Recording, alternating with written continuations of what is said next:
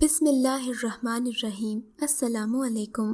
اردو کہانی میں خوش آمدید۔ اردو کہانی سے آپ کو حقیقی زندگی پر مبنی کہانیاں روزانہ سننے کو ملتی ہیں۔ اگر آپ روزانہ نئی، سچی اور انوکھی کہانی سننا چاہتے ہیں تو ہمارے چینل اردو کہانی کو سبسکرائب کیجیے اور ہماری تمام ویڈیو اپڈیٹس کے لیے بیل آئیکن کو ضرور کلک کیجیے۔ چلیے شروع کرتے ہیں آج کی کہانی۔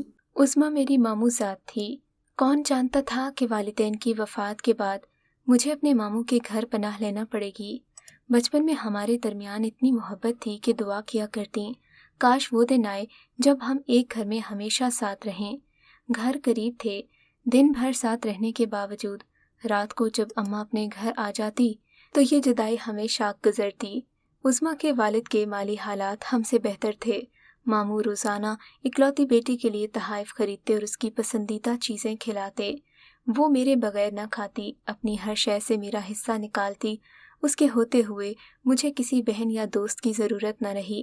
عظمیٰ کی خالہ دبئی میں رہتی تھیں، وہ بھی ڈھیر سارے تحائف اور چاکلیٹس کے ڈبے بھجواتی۔ ان کی ہر چیز میں میرا شیئر ہوتا۔ وہ کہتی رخسانہ تمہارے ساتھ اپنی ہر شے بانٹوں گی، بس ایک کے سوا، اور وہ ہے احمر کی محبت، یعنی اپنی محبت کبھی تمہارے ساتھ نہیں بانٹوں گی۔ اس کی مذاق پر میں کبھی ہنستی تو کبھی منہ پھلا لیتی۔ احمر وہ لڑکا تھا جسے میں نے ابھی تک نہیں دیکھا تھا۔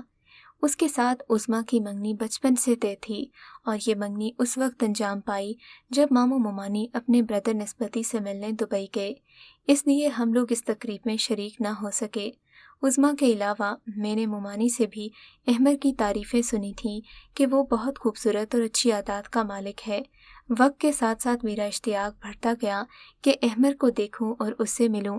ایک روز ممانی کی بہن کا دبئی سے فون آیا کہ وہ لوگ پاکستان آ رہے ہیں۔ اس خبر سے ممانی کے علاوہ عظمیٰ بھی بہت خوش ہوئی، بلکہ اسی خوشی تو دیدنی تھی کہ مدت بعد اس کا محبوب پاکستان آ رہا تھا۔ اطلاع پر 4 دن کے بعد وہ لوگ آ گئے۔ میں کالج گئی ہوئی تھی۔ عظمیٰ نے اس روز چھٹی کر لی۔ کالج سے لوٹی تو گھر میں گہما گہمی تھی۔ ظاہر تھا دبئی والی خالہ تشریف لے آئی تھیں۔ ممانی کی باچھیں کھلی ہوئی تھیں۔ عظمیٰ نہال تھی۔ خالہ ماموں کے ساتھ کہیں باہر گئے ہوئی تھیں، اور احمر وہ نظر نہیں آیا۔ میں تجسس سے مری جاتی کہ موصوف آئے ہیں کہ دبئی میں رہ گئے ہیں۔ میں نے عظمیٰ سے کہا تمہارے دل کا راجہ کہاں ہے؟ ذرا اس کے درشن تو کرا دو، ہم تو اس کے دیدار کو مرے جاتے ہیں۔ ابھی کچھ اور سانس لو، دیکھ لیا تو مر ہی جاؤ گی۔ ذرا دل کو سنبھال کر دیدار کرنا، ورنہ ایسا نہ ہو کہ ہمیں ایک ہی بندے سے شادی کرنا پڑ جائے۔ بکواس بند کرو عظمیٰ، اب وہ ایسا بھی یوسف ثانی نہیں ہے کہ میں اس کے لیے مری جاؤں۔ یوسف ثانی تو ہے وہ، بس آزمائش شرط ہے۔ ابھی ہمارا مذاق چل رہا تھا کہ وہ سامنے آ گیا۔ موصوف واش روم میں تھے اور غسل فرما رہے تھے۔ نیا جوڑا زیب تن کر کے باہر نکلے تو ہماری آنکھیں چار ہو گئیں۔ میں نے فوراً ادب سے نظریں جھکا لیں، مگر وہ دیکھتے ہی رہ گئے۔ دوپہر کا کھانا ہم نے اکٹھے کھایا۔ ڈائننگ ٹیبل پر ہمارا تعارف ہوا۔ کھانے کے بعد اپنے کمرے میں آ کر لیٹ گئی اور احمر کے بارے میں سوچنے لگی۔ واقعی جیسا سنا تھا ویسا ہی پایا۔ دیر تک یہی سوچا کہ میری سہیلی کتنی خوش قسمت ہے۔ شام کو سب سیر کے لیے چلے گئے، لیکن میں نہیں گئی۔ چاہتی تھی کہ احمر اور عظمیٰ کچھ باتیں کر لیں، ساتھ رہی تو ان کے بیچ حائل رہوں گی۔ کچھ دیر بعد فون کی گھنٹی بجی۔ گھر میں صرف میں ہی موجود تھی، لہٰذا مجھے فون اٹھانا تھا۔ آپ کون ہیں؟ میں نے پوچھا۔ احمر، جواب ملا۔ کس سے بات کرنی ہے؟ آپ ہی سے۔ میں حیران رہ گئی، یہ تو عظمیٰ اور اس کے گھر والوں کے ساتھ گیا تھا، مجھے کیوں فون کر رہا ہے؟ کہنے لگا وہ سب کھانے پینے میں مصروف ہیں، میں نے موقع پا کر آپ کو فون کیا ہے، دراصل ضروری بات کرنی ہے۔ میں ہمہ گوش ہو گئی۔ اس نے بغیر تمہید بولنا شروع کر دیا۔ کہنے لگا میں اور عظمیٰ کمسن تھے جب ہماری منگنی کر دی گئی۔ اب جب کہ یہاں آیا ہوں تو عظمیٰ کو دیکھ کر میرے تصورات کو بڑا دھچکا لگا ہے۔ یہ وہ لڑکی بالکل بھی نہیں ہے جو مدت سے میرے خوابوں میں تھی، یہ تو کوئی اور ہی لڑکی ہے جو میرا معیار ہے، اس پر تو تم پوری اترتی ہو۔ مجھے اپنی منگیتر ذرا پسند نہیں آئی۔ میں بہت صاف گو ہوں، زندگی کے فیصلے بروقت بلا تردد کرنے کا قائل ہوں۔ ساتھی کے چناؤ میں رشتوں کا لحاظ نہیں کرنا چاہیے، یہ عمر بھر کا نبھا ہوتا ہے۔ امید ہے تم سمجھداری سے کام لوگی۔ اس بارے میں غور کر کے اپنے ارادے سے آگاہ کرو تاکہ میں کوئی نتیجہ خیز قدم اٹھا سکوں۔ اس نے فون بند کر دیا۔ میرے کان شائیں شائیں کرنے لگے۔ हैरान थी। या इलाही, ये क्या मुआवजा है, अब क्या करूं? ये तो बैठे बिठाए मुसीबत नाजिल हो गई।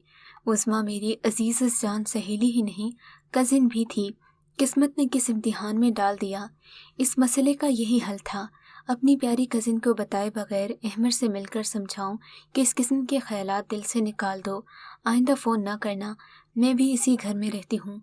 मामू मुमानी मोहसिन ही नहीं, उज़्मा भी जान से प्यारी है। मैं उसकी खुशियाँ मलियामेट होने के बारे में सोच भी नहीं सकती। वो जैसी भी है, अब उसी से शादी करना होगी, वरना वो बेचारी सदमे से मर जाएगी। सोच रही थी कि कैसे अहमद को समझाऊं और कहाँ।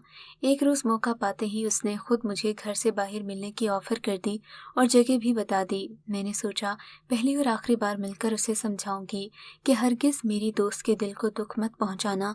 वो तुमसे मोहब्बत करती है, तुम्हारे मयार पर पूरा उतरती है या नहीं, अब शादी उसी से करना। अगले रोज़ घर से बाहर एक नज़दीकी रेस्टोरेंट में उससे मिली, समझाया कि देखो, वो मुझसे मोहब्बत करती है और तुमसे भी, हम दोनों पर एतबार करती है, मेरा ख्याल दिल से निकाल दो, मैं उसे धोखा नहीं दे सकती। उसने कहा सोचूंगा, और अगली बार जब तुम मुझे यहाँ मिलोगी तो अपने इरादे से आगाह कर दूंगा। अपने दिल को समझा पाया हूँ या नहीं। गोया दोबारा मुलाकात के लिए उसने मुझसे वादा ले लिया। अब सोचती हूँ कि शायद ऐसा मैंने लाशऊरी तौर पर किया। दरअसल मैं भी उसकी शख्सियत के सहर में खो गई थी, वरना समझाने के बहाने ऐसे बेमायने मुलाकातों की क्या ज़रूरत थी। दूसरी मुलाकात में उसने कहा कि शादी करूँगा तो तुमसे, वरना उम्र भर कंवारा रहूँगा। रही बात उस्मा की, तो जहाँ मैं उस बेवकूफ़ लड़की से हरगिज़ शादी नहीं करूँगा। वो फिर एक और मुलाकात के लिए मुझसे वक्त मांगने और इसरार करने लगा। उसके बाद हमारी वक्तन फ़वक्तन मुलाकातें जारी रहीं, जिसका उस्मा को कोई इल्म नहीं था। वो समझती कि मैं क्योंकि फ़िज़िक्स में कमज़ोर हूँ तो एकेडमी जाती हूँ। मैंने सबसे यही कह रखा था। मामू और मुमानी को मुझ पर शक नहीं था। हर मुलाकात में उसका यही कहना कि शादी तुमसे ही करूँगा। मेरा एक ही जवाब कि ये मुमकिन नहीं, बेहतर है तुम उस्मा की तरफ लौट जाओ। जब एक ही सवाल था और एक ही जवाब, तो फिर न जाने हम घर वालों से छुपकर क्यों मिलते। मैं चाहती थी कि अहमद से ना मिलूं, उससे कतई ताल्लुक़ कर लूं, मगर जब वो आइंदा मुलाकात का वक्त मांगता तो मैं उसके तकाजे को रद्द न करती, मुकर्रर वक्त पर पहुंच जाती। इन्हीं दिनों हमारी ढकी छुपी मोहब्बत चल रही थी कि अहमद की वालिदा बीमार पड़ गई। बेटे की शादी की तैयारियां शुरू कर दी। वो अपनी ज़िंदगी में अहमद के सर पर सहरा देखना चाहती थी। देखते ही देखते उस्मा के साथ उसकी शादी की तारीख मुकर्रर हो गई और वो कुछ भी ना कर सका। बड़ों ने उसकी बात नहीं सुनी। उसके बाद मैंने कसम खा ली कि अब कभी उससे नहीं मिलूंगी। दर हकीकत मैं अपनी सहेली की खुशियाँ उजाड़ना नहीं चाहती थी। मैंने टाल मटोल से काम लिया ताकि आज खुद मुझे अपनाने के ख्याल से वो भी हट जाए। उस्मा दुल्हन बनकर अहमद के घर चली गई। मेरा दिल भुजा भुजा रहता, मगर खुश थी कि एक मुश्किल मरहला तय हो गया। अब मैं अपने ज़मीर से शर्मिंदा थी और ना अपने मोहसिनों से। मामू मुमानी की मर्ज़ी से अहमद के एक रिश्तेदार से कुछ अरसे बाद मेरी भी शादी हो गई। मैं अपने शौहर के साथ दुबई आ गई। अहमद को बुला दिया और अपने शौहर की मोहब्बत में गुम हो गई। मेरे 2 बच्चे हुए तो कभी अहमद का ख्याल भी ना आता। अपने घर बार में दिल लगाने में ही सच्ची खुशी और आफियत थी। अचानक मेरे शौहर का रवैया बदलने लगा। वो किसी और लड़की में दिलचस्पी लेने लगे, जो दुबई में सुकूनत पजीर एक रईस की बेटी थी। उसके हुसूल को दौलत का हुसूल नज़र आ रहा था कि ये शख्स ही इस फर्म का मालिक था जहां उबैद मुलाजमत कर रहे थे। जब उनके दोस्त ने मुझे ये बात बताई तो मैं सदमे से कच्ची दीवार की तरह बैठ गई। पहली बार उस्मा और अहमद का ख्याल आया। उन्हें फ़ोन किया। वो दुबई में रहते थे। उन्हें मिलने को कहा। सच है, अगर अफसरदा कैफियत में वो लोग ना मिलते तो मैं भी सदमे से मर जाती। मेरा दिल उबैद से उचाट हो गया। उस्मा और अहमद के सामने रो पड़ी। इन्होंने तसल्ली दी, दिलजोई की, इखलाकी सहारा दिया। उबैद को समझाने की कोशिश की, लेकिन वो दौलत की लालच में अंधे हो गए थे।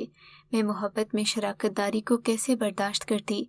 आखिरकार इन्होंने उस लड़की से शादी कर ली और मेरी कहानी तलाक पर ख़त्म हो गई।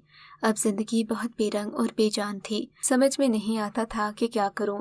इन दिनों मुझ पर ऐसी मायूसी तारी हुई कि दिन पहाड़ और रातें जहन्नुम बन गईं। वो बैद जिनके बगैर ज़िंदगी गुजारने का तसव्वुर मुमकिन नहीं था, उनसे नफ़रत हो गई। मैं उस्मा के घर अपनी दोनों बच्चियों के साथ आ गई। یہ میاں بیوی ہماری بچیوں سے پیار کرتے تھے کیونکہ خدا نے انہیں اولاد کی نعمت سے ابھی محروم رکھا تھا۔ یوں ہی کئی سال گزر گئے، بچیاں اسکول جانے لگیں، میں نے دبئی میں ہی جاب کر لی۔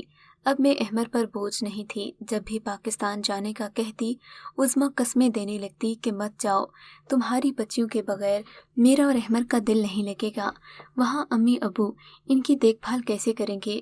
وہ بھی یہی کہتے کہ تم میرے پاس رہو، پاکستان میں تمہیں اچھی جاب نہیں ملے گی۔ اس بار جب ہم پاکستان گئے تو احمر کی والدہ نے کہا عظمیٰ سے اولاد نہیں ہوگی، میں احمر کی دوسری شادی کراؤں گی۔ ماں باپ دونوں عظمیٰ پر سوکن لانے پر تلے ہوئے تھے۔ پہلے تو وہ راضی نہیں ہوا، پھر وہ اس شرط پر مانا کہ اگر دوسری شادی کرانی ہے تو پھر رخسانہ سے کروں گا۔ یہ مسئلہ بڑا سنجیدہ اور بڑا ہی عجیب تھا۔ بے شک مرد کے سہارے کے بغیر زندگی گزارنا مشکل ہوتا ہے، لیکن مجبوری وہی آن پڑی تھی۔ احمر کو تو میں چاہ کر بھی نہ چاہ سکتی تھی، خواہش کر کے بھی جیون ساتھی نہیں بنا سکتی تھی کہ عظمیٰ میرے عظیم ماموں کی بیٹی تھی، میری کزن بھی تھی۔ عظمیٰ کے والد نے مجھے اپنی سگی اولاد کی طرح پالا تھا، والدین کی کمی کا احساس کبھی نہیں ہونے دیا۔ عظمیٰ ابھی تک مجھ سے والہانہ محبت کرتی تھی، مگر احمر کے دل سے میری محبت نہیں مٹی۔ اس نے ایک بار پھر وہی رٹ لگا دی کہ دوسری شادی تم سے کروں گا ورنہ نہیں۔ کوئی دوسری لڑکی احمر کی بیوی ہوتی تو یقیناً اس کی سوکن بننا قبول کر لیتی، مگر سامنے عظمیٰ تھی۔ اگر میں احمر کی بات مانتی تو عظمیٰ کی خوشیوں کو اجاڑنا پڑتا، وہ بھی اس صدمے کو نہ سہ پاتی، یقیناً طلاق لے لیتی۔ ایسا ہی ہوا۔ جب احمر اپنے موقف سے نہ ہٹا تب اس کے والدین نے بھی میری منت کی۔ میں نے سوچا میرا گھر اور دل دونوں آباد ہو سکتے ہیں اگر اس تعلق کو دوبارہ سنوار لوں جو احمر کے دل میں باقی تھا۔ پھر میں نے چند دن کی کشمکش کے بعد فیصلہ کر لیا کہ اس بار بازی اپنے حق میں کھیلوں گی، عظمیٰ کی ہار کے لیے نہیں، اپنی جیت کے لیے۔ انسان کبھی کبھی کتنا خود غرض بن جاتا ہے، اپنے فائدے کے لیے تمام انسانی رشتوں کو بالائے طاق رکھ دیتا ہے۔ یہ بھی حقیقت تھی کہ پہاڑ جیسی لمبی زندگی تنہا کاٹنا میرے بس کی بات نہیں رہی تھی۔ یہ بھی حقیقت تھی کہ احمر کو اولاد کی خوشی چاہیے تھی، اس کے مال و دولت اور جائیداد کو وارث درکار تھا۔ میں بھی اولاد نرینہ سے محروم رہ گئی تھی۔ یہ وہ دن تھے جب عظمیٰ میرا دکھ، میں اس کا دکھ دل سے محسوس کر رہی تھی۔ جانتی تھی کہ احمر اسے وہ محبت نہیں دے سکا جس کی وہ مستحق تھی، کیونکہ اس کی نظروں میں میرے لیے وہ ادھورا پیغام ابھی بھی موجود تھا جو پہلی بار مجھے دیکھ کر اس کے دل میں جاگا تھا۔ یہ بات یہیں ختم ہو جاتی تو اچھا تھا، لیکن قدرت کے ترکش میں ایک تیر باقی تھا۔ ایک روز احمد مجھ سے دوسری شادی کے لیے منتیں کر رہا تھا کہ اچانک باہر سے عظمیٰ آ گئی۔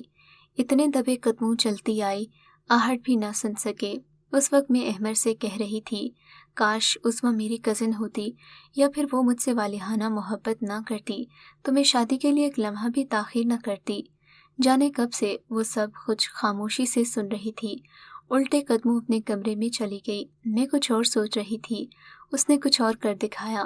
وہ یہ صدمہ نہیں سہ پائی، اپنے کمرے میں کافی دیر بند رہی۔ ہم نے کھڑکی توڑ دی کہ دیکھیں وہ باہر کیوں نہیں آ رہی، کیسے آتی جب وہ خواب آور گولیاں کھا کر موت کی وادی میں اتر گئی تھی۔ اس کی موت احمر کے دل میں اس کی محبت کا پہلا پیغام بن کر اتری۔ اس حادثے کے بعد وہ ایسا ساکت ہوا جیسے اس کے دل میں عرصے سے موجود محبت نے آخری ہچکی لے لی ہو۔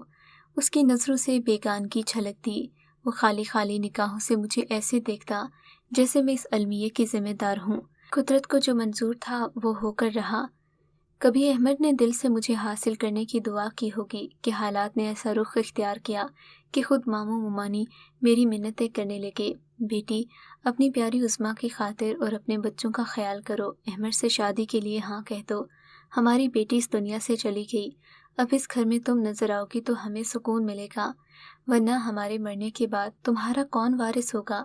ان بیچاروں کو کیا خبر کہ عظمیٰ نے زندگی سے منہ کیوں موڑا، کیوں خواب آور گولیاں پھانک کر موت کو گلے لگایا، صرف اس وجہ سے کہ وہ جتنی احمد سے محبت کرتی تھی مجھ سے بھی اتنی ہی کرتی تھی۔ وہ خود بخود ہمارے درمیان سے ہٹ گئی تاکہ احمد کو اولاد اور میرے بچوں کو اس کے گھر کا صاحباں مل جائے۔